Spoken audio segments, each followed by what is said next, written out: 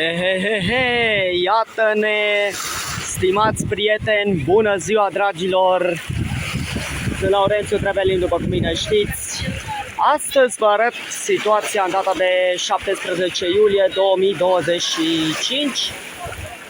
Ei bine, după un an am revenit la nisipurile de aur, renumită și Mallorca de Bulgaria. Palma de Mallorca a Bulgariei, pentru că aici sunt foarte mulți germani și predomină cele două cluburi care aparțin acelea sursă mamă. 1. Bir König, care aparține a Bir König Mallorca. Bir König, nisipurile de aur.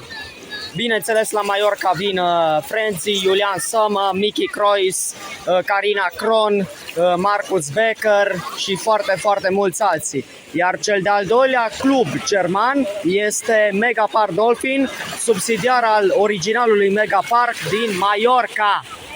Ia uitați-vă, suntem deja în Mallorca de Bulgaria, plin de lume, plin de români, hotelurile sunt pline până la refuz.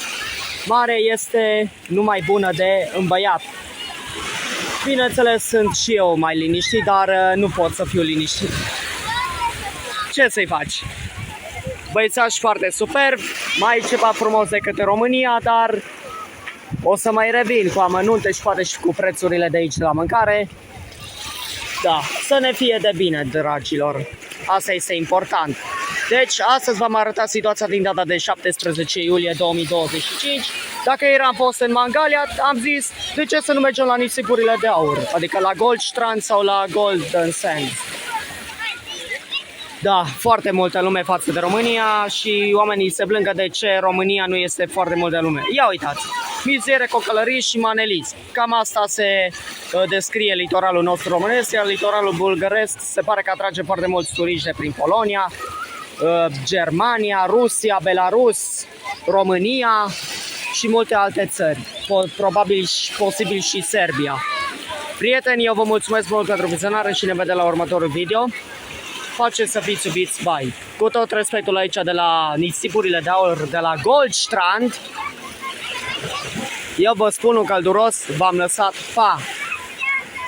Voi reveni cu amănunte noi de îndată ce voi colecta noi informații.